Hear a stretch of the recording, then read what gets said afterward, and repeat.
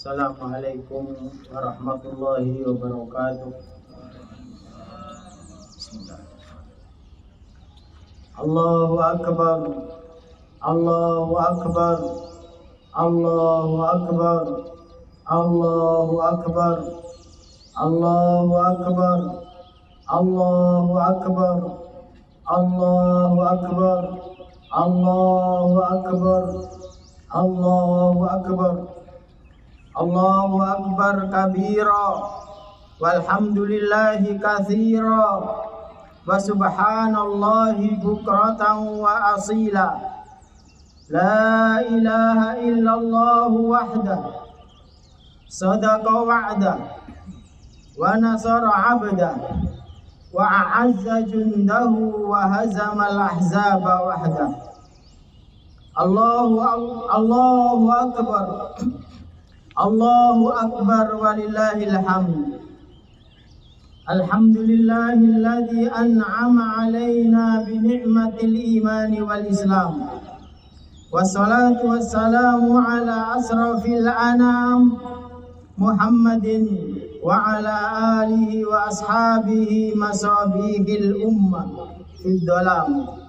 Asyhadu an la ilaha illallah wahdahu la syarika lahu wa ashhadu anna Muhammadan abduhu wa rasuluh. Allahumma fasalli wa sallim wa barik ala Muhammadin wa ala alihi wa ashabihi ajma'in. Amma ba'd. Fa ya ayyuhal muslimun usikum wa iyaya bittaqwallah faqad fazal muttaqun. Wa ahuthukum wa nafsi ala ta'atillahi la'allakum tuflihun. Amma ba'd. Allahu akbar, Allahu akbar, Allahu akbar. Ma'asyiral muslimin wal muslimat jamaah salat Idul Adha rahimakumullah. Marilah dari waktu ke waktu kita tumbuhkan terus-menerus benih-benih keimanan dan ketakwaan yang telah Allah anugerahkan kepada kita semua menuju tingkat dan kualitas iman dan takwa yang dapat menghantarkan kita meraih ampunan Allah Subhanahu wa taala.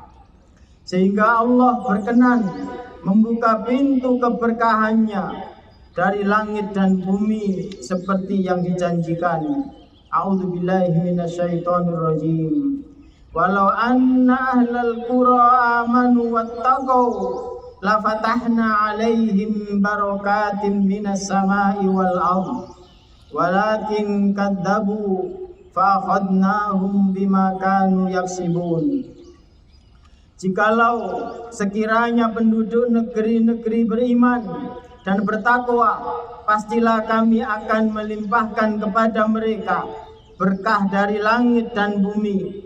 Tetapi mereka mendustakan ayat-ayat kami, maka kami siksa mereka disebabkan perbuatannya.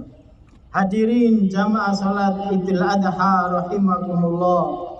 Idul Adha berbeda dengan hari-hari besar yang lain, sangat syarat dengan nilai sejarah pengorbanan sebagai sarana taqarrub kepada Allah Subhanahu wa taala. Pengorbanan dalam sejarah ibadah haji dan ibadah kurban. Dalam ibadah haji diabadikan sejarah pengorbanan Nabi Ibrahim alaihi salam yang meninggalkan istri dan anaknya yang masih menyusui di lembah tandus yang tidak ada tumbuhan dan tanaman, semata-mata karena taqarrub kepada Allah Subhanahu wa taala, memenuhi perintahnya sebagai cikal bakal pelaksanaan ibadah haji. Rabbana inni askantu min dzurriyyati biwadin ghairi dzi zar'in 'inda baitikal muharram. Rabbana liyuqimus shalah faj'al af'idatan minan nasi tahwi ilaihim warzuqhum minats thamarati la'allahum yashkurun. Ya Tuhan, sesungguhnya aku telah menempatkan sebagian keturunanku di lembah yang tidak mempunyai tanaman-tanaman di dekat rumah Engkau. yang dihormati. Ya Tuhan, yang demikian itu agar mereka melaksanakan sholat, maka jadikanlah hati sebagian manusia cenderung kepada mereka, dan berilah mereka rezeki dari buah-buahan, mudah-mudahan mereka bersyukur. Terlebih ibadah kurban yang secara bahasa berasal dari kata qurba yaqrubu qarib, yang artinya dekat, yaitu Allah Subhanahu wa Ta'ala yang selalu dekat dengan hamba-hambanya, dan dari kata taqarraba yataqarrabu taqarruban kurbanan, yang artinya usaha mendekat yang dilakukan oleh seorang hamba untuk Allah Subhanahu wa Ta'ala dengan semua amal ketaatan di sisinya. Firman Allah Subhanahu wa Ta'ala dalam surat Al-Maidah ayat 27 mengisyaratkan kurban sebagai ibadah terawal yang dijalankan oleh kedua putra Nabi Adam alaihi salam dengan bahasa taqarrub atau kurban.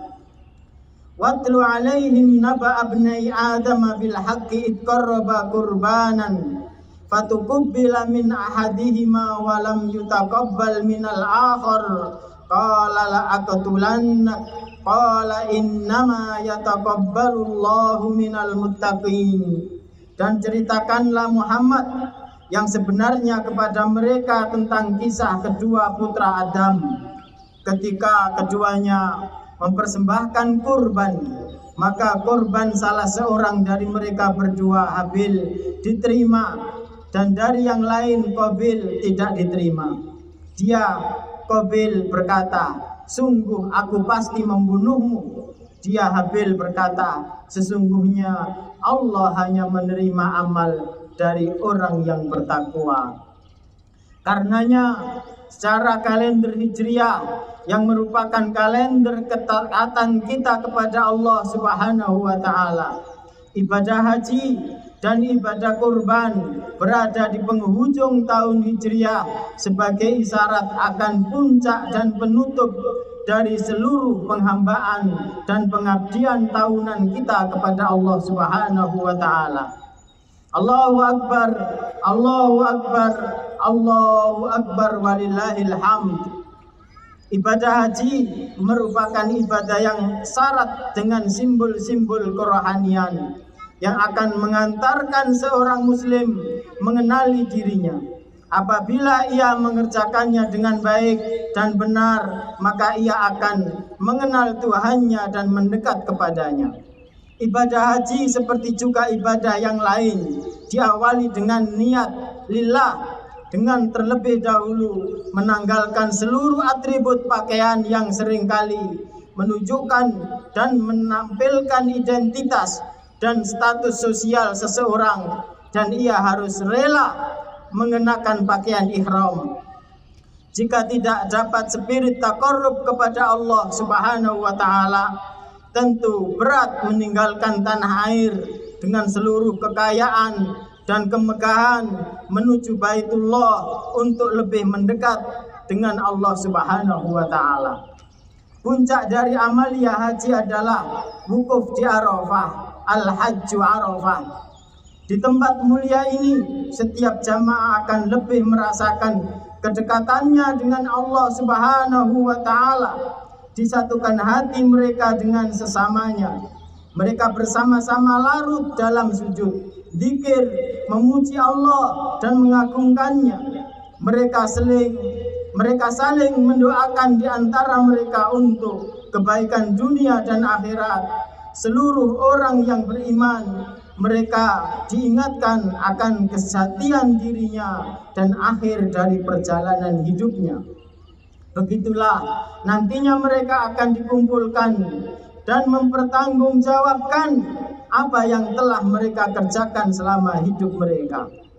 Tentu tidak mudah, tetap bersabar, saling menghargai, saling membantu dalam waktu yang relatif lama, dalam suasana yang cukup berat dengan manusia dari berbagai bangsa, menjalankan ibadah yang sama di tempat yang sama pada waktu yang sama dan persamaan-persamaan lainnya antar seluruh jamaah haji yang hadir dari penjuru dunia.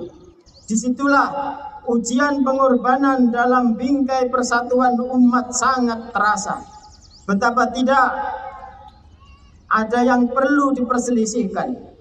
Semua dengan khusyuk dan sungguh-sungguh tunduk mengabdi di hadapan Rabb semesta alam. Oleh karena itu, dalam hadis Rasulullah SAW bersabda tentang pentingnya kebersamaan dan persatuan antar sesama yang akan menjadi media meraih ampunan Allah Subhanahu wa taala. Beliau bersabda, "Tuftahu abwabul jannati yaumal itsnain wal khamis, fayaghfirullahu azza wa jal likulli abdin la yusyriku billahi syai'a illa rajulan kana bainahu wa baina akhihi sahna fayaqulu andiru hadaini hatta yastaliha andiru hadaini hatta yastaliha andiru hadaini hatta yastaliha." Dibuka pintu-pintu surga setiap hari Senin dan Kamis, maka Allah memberi ampunan kepada siapa yang dikehendakinya selama tidak berbuat syirik, melainkan dua orang hamba yang masih ada pertikaian di antara keduanya. Allah berfirman kepada malaikatnya, "Tangguhkan ampunanku untuk keduanya hingga keduanya berbaikan. Tangguhkan ampunan untuk keduanya hingga keduanya berdamai. Tangguhkan ampunanku untuk keduanya hingga keduanya berdamai." Hadis riwayat Muslim. Allahu Akbar, Allahu Akbar, Allahu Akbar, walillahil hamd. Membaca sejarah ibadah kurban tentu tidak berhenti pada pengorbanan ayahanda Ibrahim alaihissalam, tetapi juga kesabaran dan ketaatan ananda Ismail sebagai kelengkapan keteladanan dari keluarga mulia ini. Allah Subhanahu wa taala berfirman, "Falamma balagha ma'ahu sa'ya qala ya bunayya inni ara fil manami anni adbahuk fandur madza tara qala ya abati if'al ma tu'mar satajiduni insyaallahu minas sabirin." Maka tatkala ia Ismail sampai pada usia sanggup berusaha, Ibrahim berkata, "Wahai anakku, sungguh aku bermimpi bahwa aku menyembelihmu, maka pikirkanlah bagaimana pendapatmu." Ismail berkata, "Wahai ayahku, laksanakanlah apa yang diperintahkan kepadamu. Insya Allah engkau akan mendapati aku termasuk orang-orang yang sabar." Ketaatan seorang Ismail yang masih belia tentu buah dari pendidikan ayahanda yang mulia. Perintah Allah justru datang melalui mimpi yang merupakan level terberat dalam menerima perintah Allah dibanding dengan malaikat yang diutus oleh Allah Subhanahu wa taala untuk memberikan perintah.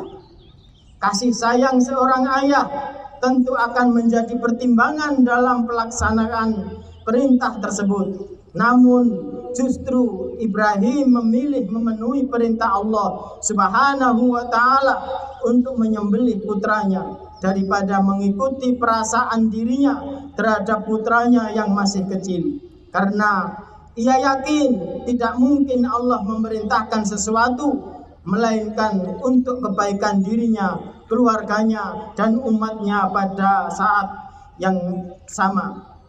Disitulah tercermin tingkat ketaatan Nabi Ibrahim yang luar biasa, yang layak mendapat kehormatan untuk menambah risalah ibadah kurban dan ibadah haji bersama keluarganya.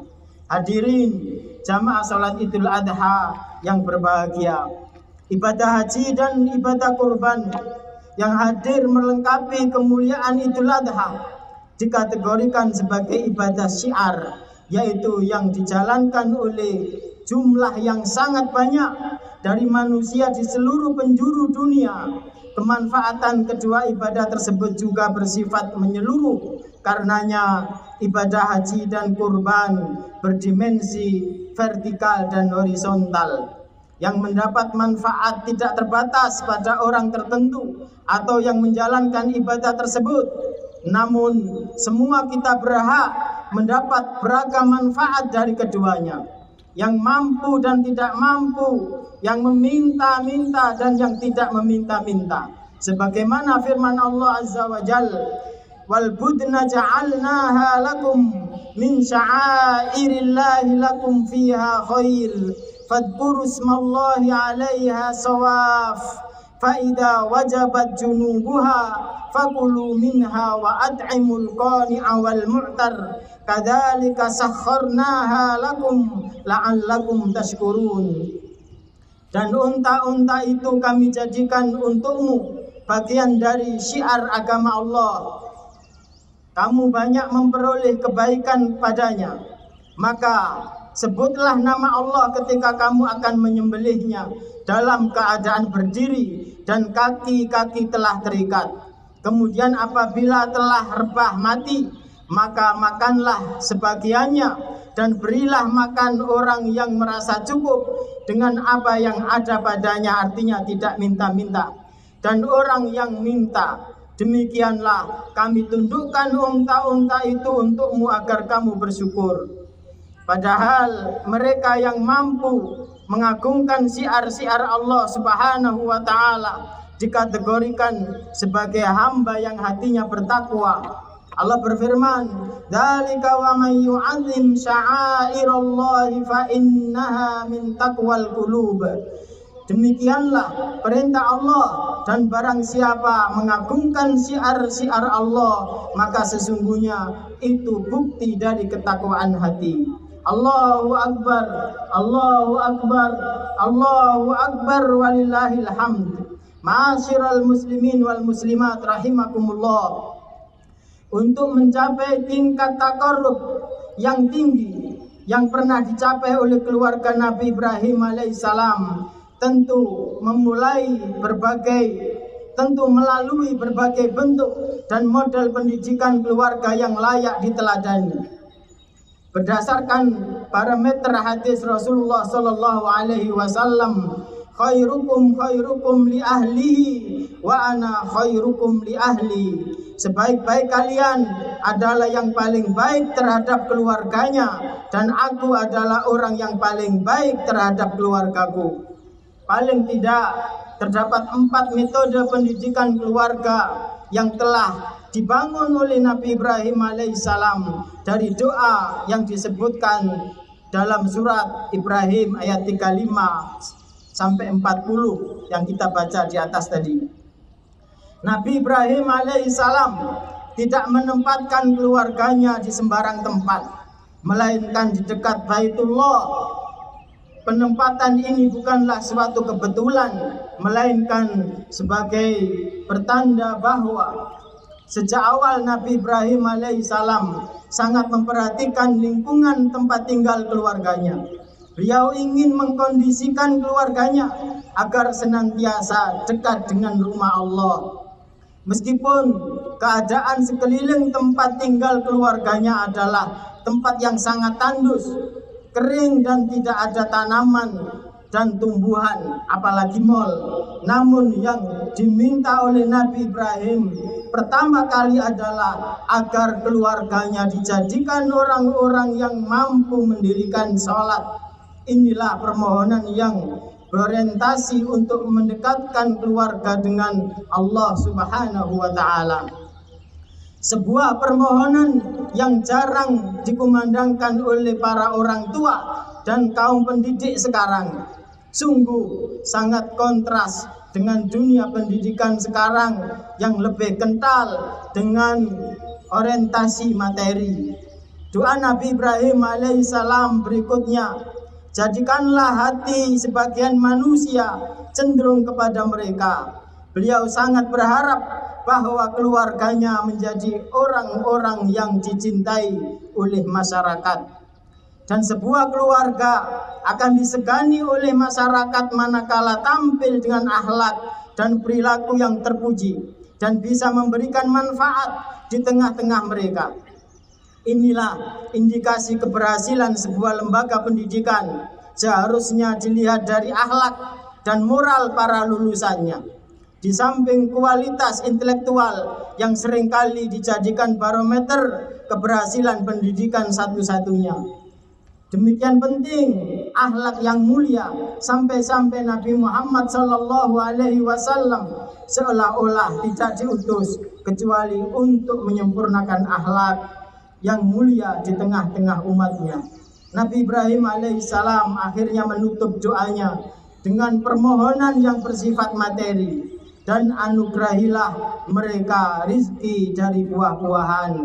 Permohonan ini secara logika menyalahi umumnya masyarakat dalam berdoa. Biasanya doa mohon rezeki akan ditempatkan di urutan pertama, bukan terakhir. Tetapi tidak dengan Nabi Ibrahim alaihissalam. Dan ternyata rezeki yang beliau mohonkan untuk keluarganya adalah untuk menjadikan mereka lebih bersyukur, sehingga akan bisa meningkatkan keimanan dan ketakwaan mereka kepada Allah Subhanahu wa Ta'ala. Inilah beberapa rumusan metode pendidikan ala Nabi Ibrahim alaihissalam yang mampu mengantarkan mereka menjadi keluarga teladan sepanjang zaman yang diabadikan dalam Al-Quran. Keluarga yang dipilih oleh Allah Subhanahu wa Ta'ala untuk membawa sekaligus tampil sebagai pemeran utama dalam syariat ibadah haji dan kurban. Kita sangat berharap akan lahir keluarga-keluarga Ibrahim yang kental dengan nilai pengorbanan, takarrub untuk kepentingan dan maslahat umat.